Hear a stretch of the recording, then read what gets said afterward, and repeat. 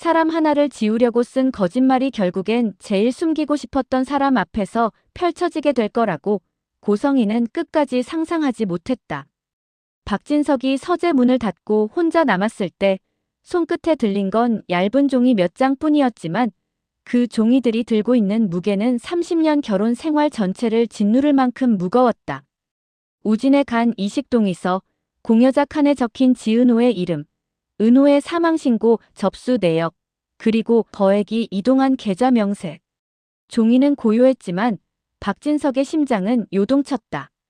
박진석은 지난 수개월 동안 스스로 외면했던 징후들을 하나하나 떠올렸다. 갑작스러운 우진의 자퇴, 이유를 알 수 없는 우울, 그 뒤에 숨어있던 병. 영나가 집을 뛰쳐나오며 처음으로 눈을 치켜들고 했던 말. 성재와 성희 사이에 흐르던 얼음장 같은 냉기. 은호와 성희가 집 앞에서 맞부딪힌 그날, 두 사람의 얼굴에 떠올랐던 미묘한 공포와 긴장. 이 큰일을 왜 모르고 있었어 나만. 입안에서 흘러나온 말은 누구를 향한 건지조차 모호했다. 성희를 향한 분노인지 아니면 눈앞의 진실을 끝까지 보지 않으려 했던 자기 자신을 향한 분노인지. 결국 박진석은 결심했다. 더 늦기 전에 직접 확인해야 했다. 서재로 성희를 부른 날 공기는 이미 싸늘하게 내려앉아 있었다. 성희는 평소처럼 미소를 지으며 들어왔다. 박진석의 표정이 달라졌다는 걸 느끼면서도 예전처럼 눈웃음으로 덮을 수 있을 거라 생각했다. 이 집에서 자신이 해온 역할을 생각하면 박진석이 쉽게 등을 돌리지 못할 거라는 자신감이 깊숙이 자리 잡고 있었다. 그러나 책상 위에 올려진 서류들을 보는 순간 그 자신감은 순식간에 갈라지기 시작했다. 박진석은 한 장 한 장 마치 판결문을 읽듯 또박또박 말로 옮겼다. 우진의 병력, 간 이식 과정, 공여자 지은호, 그리고 사망신고.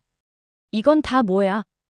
박진석의 목소리는 낮았지만 그 안에 잠겨있는 분노는 이미 임계점을 넘어섰다.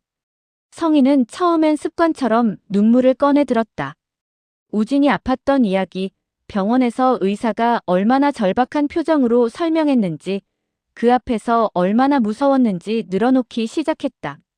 자신도 어쩔 수 없는 선택이었다고, 당시엔 살려야 할 아이부터 보였다고, 그렇게 말로 방패를 만들려 들었다. 하지만 박진석의 표정은 전혀 흔들리지 않았다. 아이가 아픈 건 이해해. 그때 내가 무서웠다는 것도 이해하려고 해. 그런데 박진석은 손에 들고 있던 서류를 탁자 위에 내려놓았다. 딸을 버린 건 뭐로 설명할 거야? 보육원에 맡기고 돌아서 나온 건 누구의 생명을 위해서였어? 내가 살려고 그랬지. 성희는 반사적으로 고개를 저었다. 자신도 피해자라는 표정이 얼굴 가득 번졌다. 당신도 알잖아. 그때 내 상태가 어땠는지. 혼자 애둘 키우면서 아무것도 가진 게 없었어. 우진이는 아프고 돈은 없고 나도 거의 무너져 있었고. 그래서 은호를 버렸어. 박진석의 말이 잘났다. 감정이 격해져 목소리가 조금 올라갔다. 그래서 그 아이를 보육원에 두고 나왔냐고. 간이 필요해지니까 다시 나타나서 친엄마인 척 다가가서 건강검진이라며 데려가서 몰래 간적합도 검사하고 결국 내 아들 살리려고 그 아이 배를 연 거야. 성희는 입술을 깨물며 눈을 치켜 올렸다. 당신이 그때 얼마나 외로웠는지 누가 봤는데. 첫 번째 부인이 집 나가고 어린 성재 하나 겨우 붙들고 살던 당신 옆에 내가 있었잖아. 나도 그때 필사적이었어. 당신 곁 지키고 우진이 살리고 영나 키우고 나도 살려고 한 거라고. 그래서?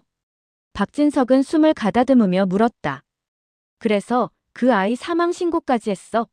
살아있는 사람을 서류 한 장으로 죽여버린 건 뭐야? 우진이 살리고 나니까 죄책감이 아니라 위험 요소로 보이기 시작한 거지. 내가 쌓아 올린 이 집, 이 자리, 이 평판을 흔들 수 있는 변수로. 성희의 눈이 흔들렸다. 그는 어떻게든 상황을 되돌리려 애썼다. 은호가 당신한테 뭐라고 했는지 나는 몰라. 딸을 버렸다느니 사망신고를 했다느니 그 아이도 상처가 있으니까 과장이 있을 수 있지. 우진이 살릴 방법이 그거밖에 없었어.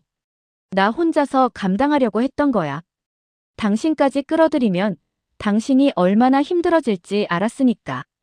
박진석은 쓴웃음을 지었다. 날 생각해서 숨겼다고? 그럼 왜 돈은 마음껏 썼어? 왜 은우한테 10억을 줬어? 왜 그 돈으로 입을 막으려 했냐고. 우진이 살리고 싶어서 한 선택이었으면 최소한 남편한테는 말했어야지. 내 아이잖아, 우진이도. 성희는 더 이상 말로 수습이 안 된다는 걸 느꼈다. 그제서야 수단을 바꾸었다. 익숙한 방식, 감정과 과거를 들이밀며 상대의 죄책감을 건드리는 방법이었다. 여보, 나 말고 누가 당신 옆에 이렇게 오래 있었어? 당신 첫 번째 아내는 바람나서 나갔잖아. 당신한테 상처만 남기고. 나는 달랐어. 성재도 키웠고 당신 사업 힘들 때 집에서 살림 줄이면서 버텼고 영나 낳아서 이 집안 지켰어. 나 아니었으면 이 집 이렇게 못 버텼어. 그건 당신도 알잖아. 박진석은 잠시 눈을 감았다. 그 말들 하나하나는 사실이었다. 힘들었던 시절 성희가 옆에서 꿋꿋하게 버텨준 시간도 분명 존재했다. 하지만 그는 이제 알았다. 그 버팀의 한가운데에 다른 사람의 인생을 깔아놓은 흔적이 있다는 걸. 그래, 고마웠지. 나도 그건 인정해. 근데 그게 내가 저지른 일을 덮어줘야 할 이유는 아니야. 내가 버린 딸, 내가 거짓말로 유인해서 수술대에 올린 아이, 그리고 그 뒤로도 계속 위협하며 협박하며 살아온 세월이 더 길어. 성희의 얼굴이 차갑게 굳었다. 울음과 애원이 통하지 않는다는 걸 깨달은 순간 눈빛이 서서히 공격적으로 변했다. 알게 되면 제일 불행해질 사람은 당신이야. 당신은 또 여자를 못 믿을 거고 또 혼자 남겨질 거야. 그거 견딜 수 있겠어? 애들까지 다 떠나면? 그 말은 부탁이 아니라 거의 저주에 가까웠다. 박진석은 고개를 저었다. 이미 알고 나니까 지금이 제일 불행해. 그런데도 이걸 덮고 다시 웃으면서 사는 게 더 끔찍해. 난 더 이상 내 죄까지 안고 살고 싶지 않아. 그는 서랍에서 준비해둔 서류 봉투를 꺼냈다. 이혼 소송을 위한 초안, 형사 고발 가능성에 대한 법률 자문 내용, 그리고 우진과 은호 관련 진술을 정리한 메모. 고성애 씨, 나는 앞으로 당신을 내 아내라고 부를 생각이 없어. 용서? 아내. 이건 용서의 문제가 아니야. 잘잘못이 너무 분명해서 선택지가 없어. 성희는 그제야 진짜로 두려움에 질렸다. 이제까지 위태롭다고 느낀 적은 있어도 정말로 무너진다고 느낀 적은 없었다. 늘 마지막엔 자신이 원하는 쪽으로 상황을 돌려놓을 수 있다고 믿었다. 하지만 박진석의 눈에는 더 이상 흔들림이 없었다. 문 밖에서 이 대화를 들은 사람은 성재였다. 서재 앞을 그냥 지나치려다 안에서 들려오는 버린 딸이라는 단어에 발걸음이 멈췄다. 그리고 사망신고라는 말이 이어지는 순간 성재는 더 이상 움직일 수 없었다. 지금까지 자신을 죄책감과 충성심 사이에 묶어두던 마지막 끈이 그 자리에서 끊어지는 느낌이었다. 박진석이 잠시 대화를 멈췄을 때 성재는 조용히 문을 두드리고 들어갔다.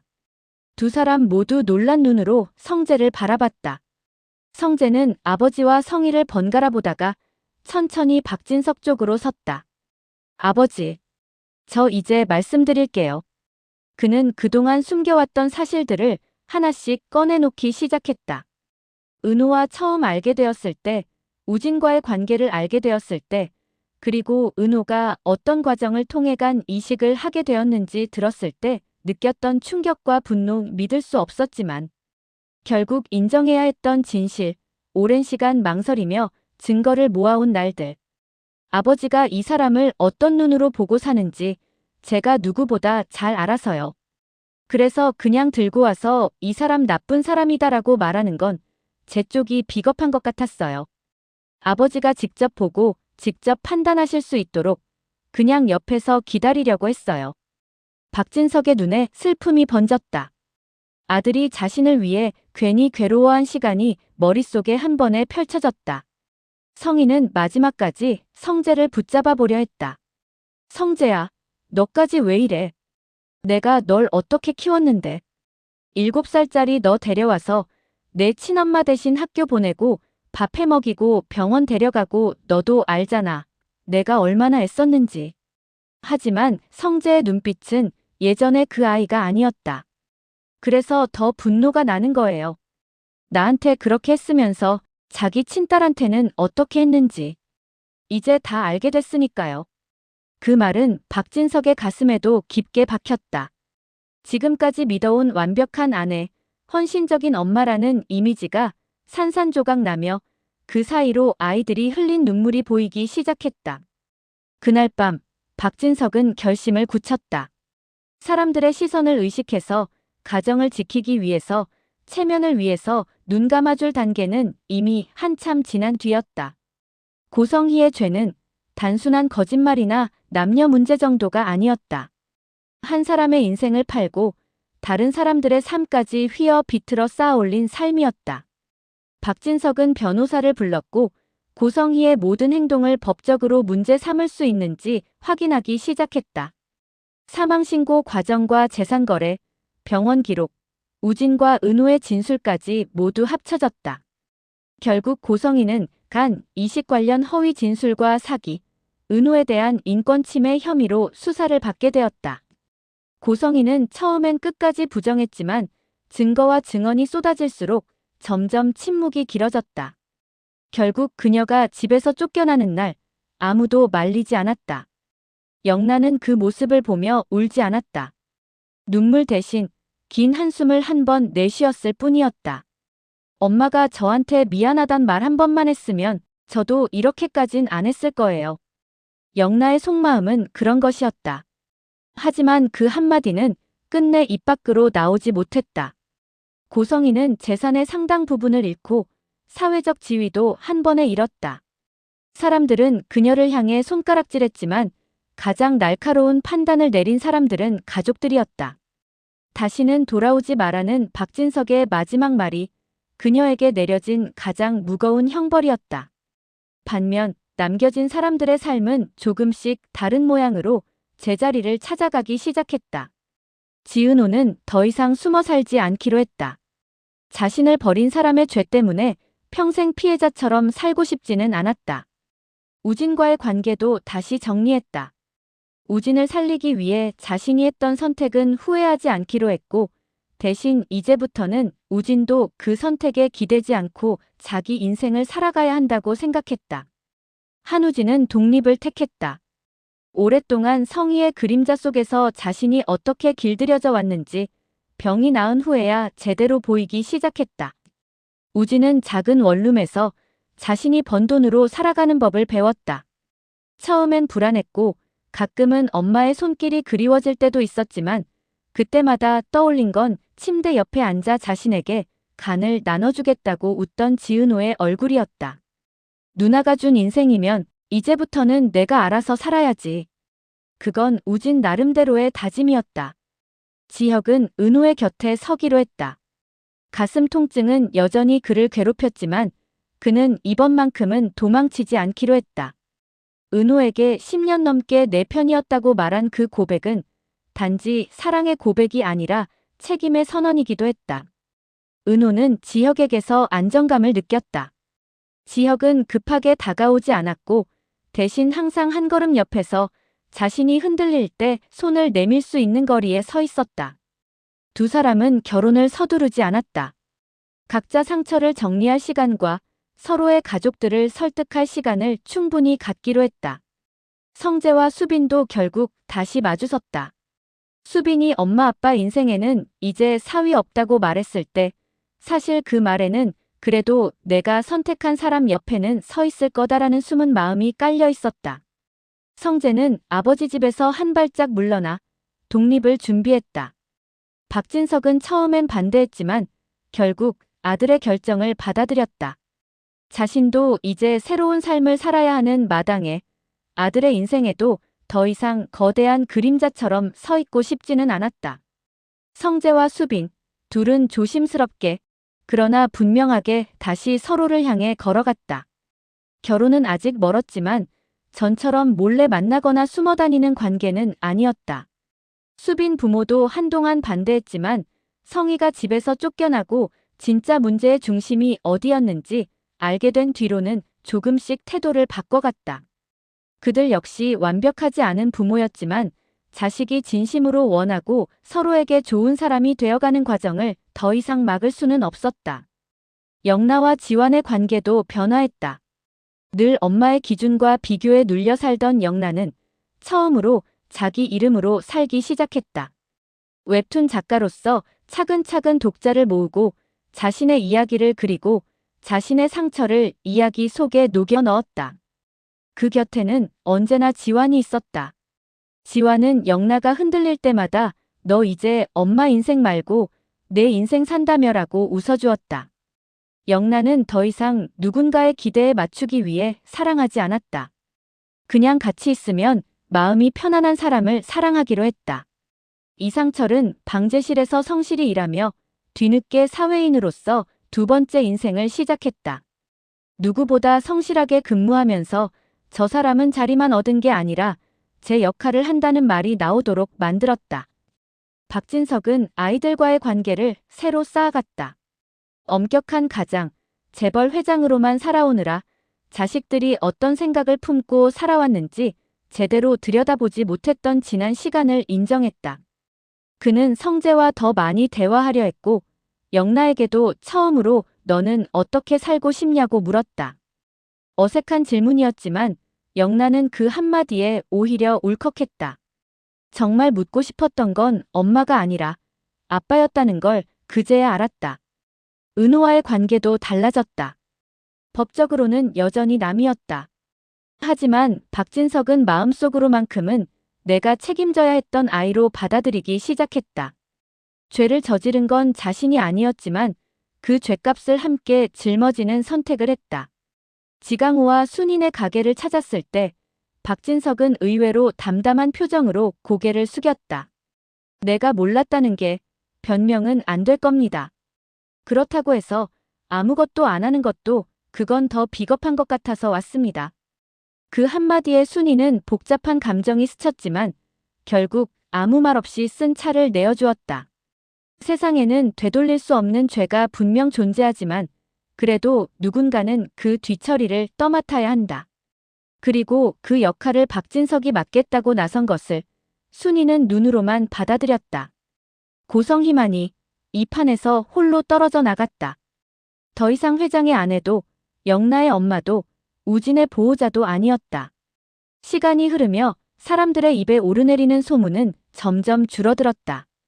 사람들은 새로운 스캔들을 찾아 떠났지만 진짜 벌을 받는 시간은 그 후에 찾아왔다.